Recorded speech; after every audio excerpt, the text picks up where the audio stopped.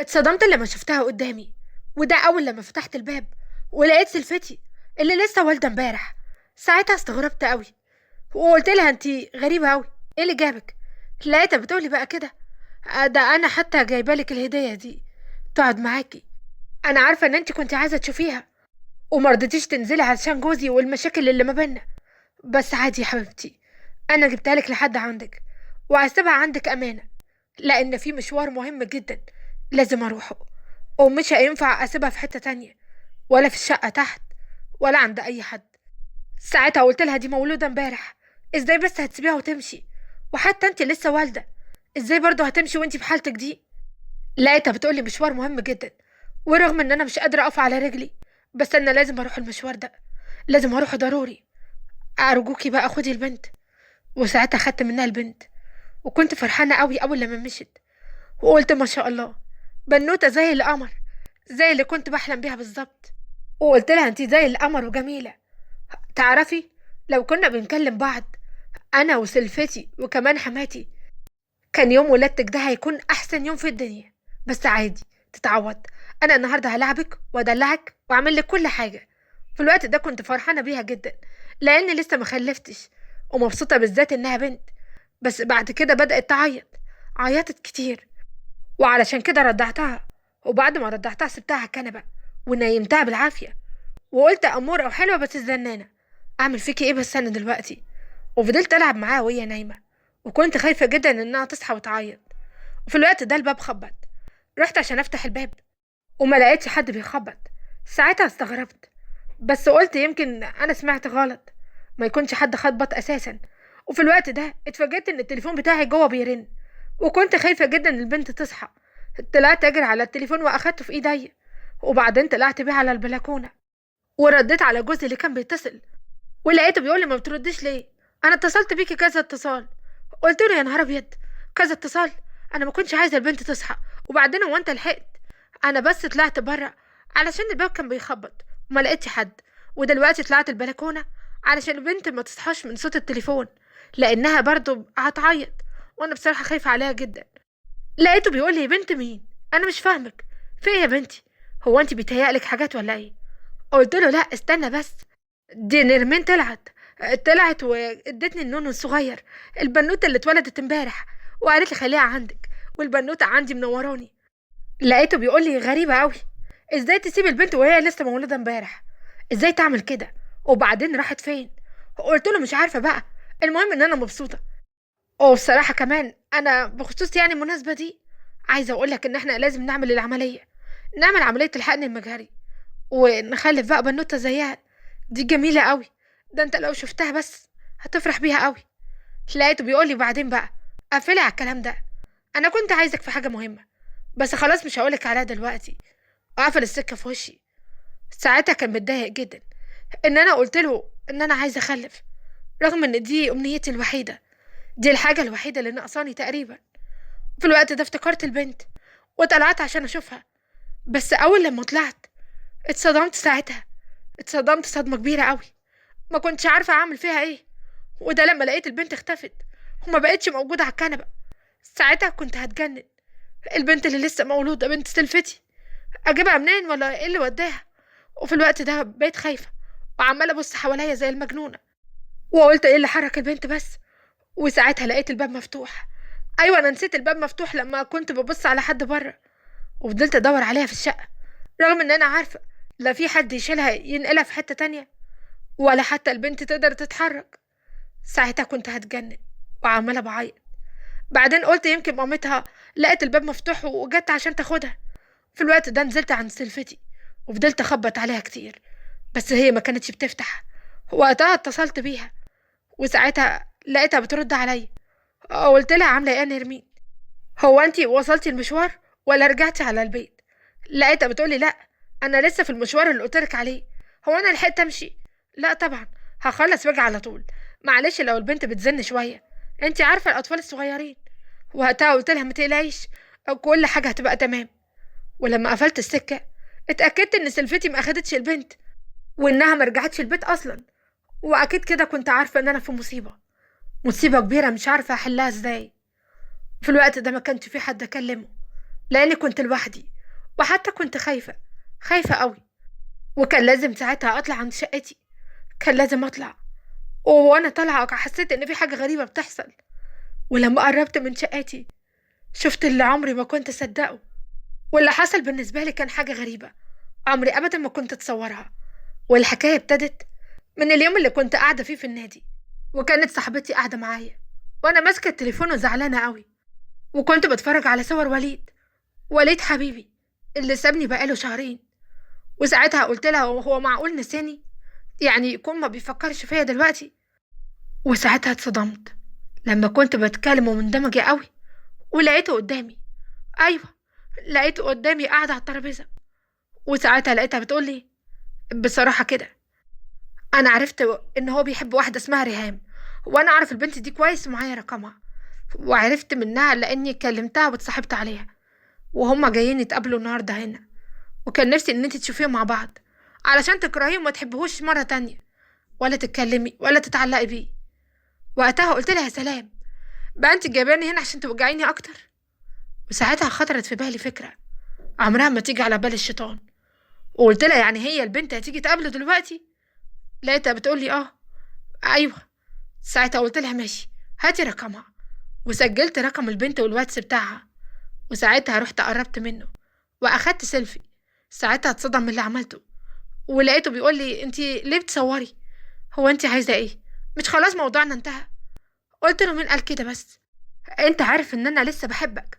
وساعتها سجلت الفويس ده، وكمان بعت معاه الصوره للبنت اللي هو بيحبها علشان تيجي وهي زعلانه قوي وتبوظ الدنيا زي ما خططت. وفي الوقت ده قلت له معلش، ادينا فرصه تانية. هو انت ارتبطت ولا ايه؟ اوعى تكون عملتها، ده انا مش قادره انساك. بص الصور بتاعتك معايا على التليفون، ما قدرتش امسحها ولا حتى يعني احذف اي حاجه ما بينا. اصل كل الذكرى اللي ما بينا جميله وانا بحبها. وهنا بقى جت البنت اللي هو بيحبها اللي اسمها ريهام. وساعتها قالت له يا خاين، هو انت كنت عايز تخدعني؟ بتخدعني ليه طيب؟ طالما بتحبها كنت خليك معاها من غير ما توجعني وتجرحني. ساعتها قال لها استني بس هفهمك. قلت له استنى انت بس. هتفهمها ايه؟ هتفهمها ان احنا بنحب بعض؟ كان لازم البنت تعرف، كان لازم كل ده يحصل. ساعتها البنت ما قدرتش تمسك نفسها، وبعدين جرت على طول من المكان. ولقيته بيقول لي انت كنت قصدك تعملي كده صح؟ انت كنت عارفه؟ ساعتها قلت له كنت عارفه، وبوظت لك حكايتك، وان شاء الله ربنا مش هيهنيك ولا يسعدك زي ما قدرت تضحك عليا وتخدعني وتفهمني ان انت بتحبني. كنت بتحلف ان انت بتحبني، ورحت على واحده تانية تخدعها، وهتخدع مليون واحده تانية. انت واحد كداب وبتلعب على البنات، وما يلاقش بيك غير ان انت تعيش لوحدك وتموت كمان لوحدك. وقتها سابني ومشي. وفي الوقت ده لقيته واقف ورايا، هو بيقول لي اللي انت عملتيه ده مين هيدفع الحساب دلوقتي؟ وقتها دورت وشي ولقيته المسؤول عن النادي، المطعم والنادي وكل حاجة. ولقيته بيقول لي الحساب ده مين هيدفعه؟ حساب الأستاذ اللي كان هنا، وكمان صاحبتك اللي كانت قاعدة على الترابيزة التانية. كل ده حضرتك اللي هتدفعيه. ساعتها قلت له هو أنا ناقصاك؟ هو أنت طلعتني منين؟ هو أنت مش شايف الظروف اللي أنا فيها؟ لقيته بيقول لي معلش، أنا هقولك معلش وحقك عليا، وكمان ربنا يعوضك عنه خير باللي أحسن منه، بس لازم تدفعي الفلوس اللي عليهم. ساعتها قلت له كام؟ لقيته بيقول لي 300 جنيه بس. قلت له نهارك اسود، يعني انا خسرانه وتعبانه ومجروحه كمان، وكمان هدفع 300 جنيه؟ ماشي خلاص هدفعهم. في الوقت ده دفعت له فعلا فلوس، وكنت زعلانه جدا. وبعدين عدت الايام، وكان لازم انساه وامحيه من حياتي تماما. وطبعا انا كنت متضايقه جدا في الوقت ده، وما كنتش بصراحه قادره اعيش حياتي، لحد لما ضغطت عليا صاحبتي، وكمان نزلتني النادي معاها، وقالت لي من النهارده هنعمل رياضه واكل وننبسط علشان تنسي كل حاجه. وانا اسفه اني سبتك المره اللي فاتت، بس انا بصراحه خفت من اللي انت عملتيه. ساعتها قلت لها خلاص، انا كمان بحاول انسى. والغريبه بقى ان انا في الوقت ده لقيته قرب من الترابيزه، ولقيته بيقول لي بصراحه كده، انا جيت اسال عليكي، انا كنت عايزه اعرف حضرتك عامله ايه، يا ترى دلوقتي كويسه؟ قلت له بعد ما دفعتني 300 جنيه المره اللي فاتت انا كويسه وزي الفل. ساعتها ضحك وقال لي انا اسف، بس الشغل شغل، وانا جيت اطمن على حضرتك واقولك ان انت تستاهلي واحد احسن منه بكتير، واحد بيشوفك ومعجب بيكي. وساعتها اتكسف جدا ومشي. ولقيتها بتقولي انت مش اخده بالك من كلامه؟ تقريبا كده ده بيلمح لك، شكله معجب بيكي واخد باله منك. وقتها قلت لها يا سلام، لو ربنا يعوضني بسرعه قوي كده، وبالذات بالقمر ده انا كده بقى الدنيا مش هتسعني. وقعدنا نضحك ونهزر، وانا ما اديتش للموضوع اهميه مره تانية. وعدت الايام، وانا كنت بحاول اطور من نفسي، وفعلا نسيت كل حاجه واكون كويسه في حياتي. لحد لما في يوم لقيته قاعد معايا على الترابيزه قبل ما صاحبتي تيجي. وقتها اتفاجئت باللي عمله، ولقيته بيقول لي بصراحه كده: انا مش هقف زي كل مره اتابع شغل من بعيد. انا النهارده جاي اقعد قدامك عشانك، وعايزه اكلمك في موضوع مهم جدا. بصراحه كده انا معجب بيكي، وبتمنى ان انتي تقبلي ان انا اتجوزك. وقتها فرحت قوي، لان هو انسان كويس ومحترم وحبني، وهو اللي جيب نفسه، وده اللي خلاني مبسوطة جدا منه.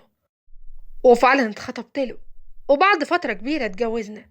وكنت سعيدة ومبسوطة، رغم ان احنا كنا عايشين في بيت من 3 ادوار. الدور الاول دور حماتي، والدور التاني دور سلفتي، والدور التالت كنت انا فيه. وكانت الحياة ماشية كويس، لحد لما في يوم كنا قاعدين احنا التلاتة، وفي الوقت ده سلفتي قالت: وبعدين بقى فيك يا ماما، هو انتي المفروض انتي زي امنا، مش حماتنا بس، وكلنا عايشين في بيت واحد. هو انتي ليه بتروحي تنقلي اخباري لجوزي؟ كل شويه تقولي له طلعت نزلت راحت وجت، كل حاجه بتقوليها لجوزي وتفتني عليا. هو ده برضو مش حرام؟ الفتنه مش حرام يا حماتي؟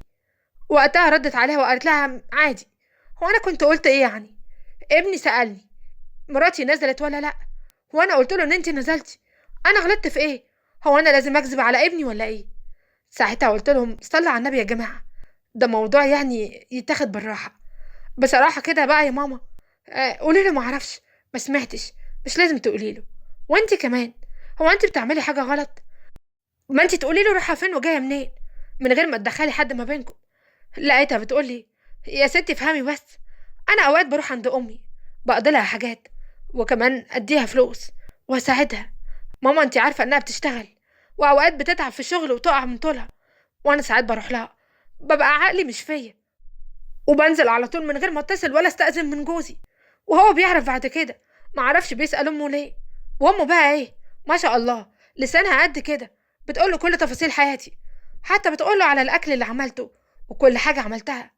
ساعتها قالت لها: خلاص، انا ابني مش هكدب عليه، واي حاجة هيسألني عليها هقول بالصراحة ومش هكذب ابدا. والاتنين فضلوا يتخانقوا.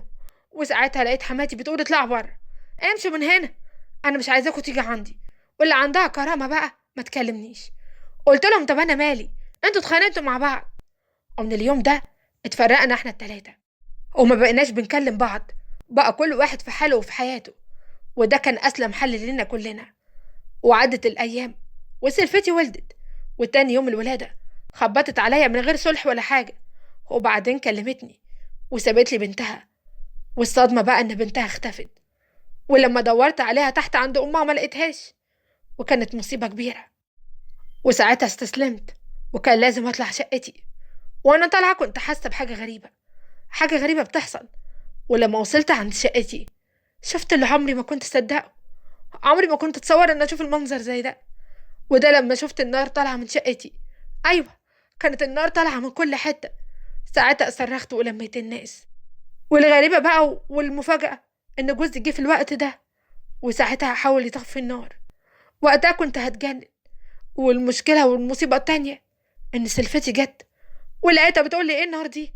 وانا بنتي فين؟ بنتي فين بس دلوقتي؟ اوعي يكون جرالها حاجة، ده انا مش هسيبك، وهخلص عليكي دلوقتي، وهوديكي في 60 داهية. وفضلت تعيط وتصرخ لحد لما وقعت قدامي. بس ساعتها انا ما كنتش عارفة اعمل ايه. انا كمان كنت حاسة انها هقع من طولي. وحتى جوزي ما كانش يعرف، وفضل يسألني: هي البنت فعلا فين؟ وانا وقتها ما كنتش عارفة ادافع عن نفسي، والنار اللي اكلت شقتي كانت مسيطرة عليا، وما كنتش عارفة اعمل ايه ولا اقول ايه. لحد لما حصلت مفاجأة ما كانتش تخطر على بالي. وده لما لقيتها ورايا وجت وقالت: البنت اهي، ما حدش يخاف عليها. وساعتها اتصدمت لما شفت حماتي، وقلت لها: انت خدتي البنت ازاي؟ وايه اللي حصل بالظبط؟ ازاي تعملي فيا كده؟ منك لله يا شيخة، منك لله. وقتها قالت لجوزي معلش، انا اسفه، حقكم عليا، انا اسفه، انا خدت البنت لاني كان نفسي اشوفها، وعلشان احنا ما بنكلمش بعض انا ما حضرتش الولاده، وسمعتها وهي طالعه لك بالبنت وبتسيبها لك، وانا كان نفسي اشوفها. طلعت لقيت الباب مفتوح، اخدت البنت ونزلت على طول لاني كنت فرحانه بيها، والحمد لله ان انا اخدتها قبل ما النار تولع في الشقه. وقتها كنت فرحانه جدا ان لقيت البنت، وعلى قد ما كنت زعلانه انها اخدتها من ورايا، على قد ما انا مبسوطه وانا بدي الامانه لصاحبها.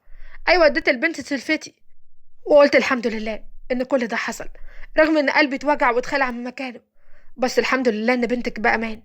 واللي عملته بقى حماتي هو كان السبب في انها ربنا نجاها، رغم ان الحريقه اللي جوه دي كانت بسبب بنتك، وانا بعمل لها الميه بتاعه الرضعه نسيت حبه ميه على النار، ونسيت اقفل البوتاجاز لانها كانت بتعيط، فهو ده السبب تقريبا اللي ولع في الشقه.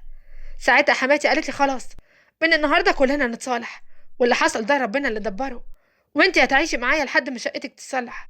ورغم ان الموقف ده كان صعب بس تجمعنا تاني، ورجعنا كلنا اصحاب مرة تانية لما قلبنا بقى على قلب بعض. المواقف كلها بتبين الناس وبتبين معدنها، ان كان اصيل ولا حتى فالصو. لو عجبتكم القصة ما تنسوش تضغطوا لايك وتشتركوا في القناة وتفعلوا زر الجرس عشان يوصل لكم اشعار بكل القصص الجديدة. ولو انت بتتابعنا على صفحة الفيسبوك ما تنساش تضغط لايك ومشاركة، وكمان متابعة صفحة الفيسبوك. اشوفكم على خير ان شاء الله.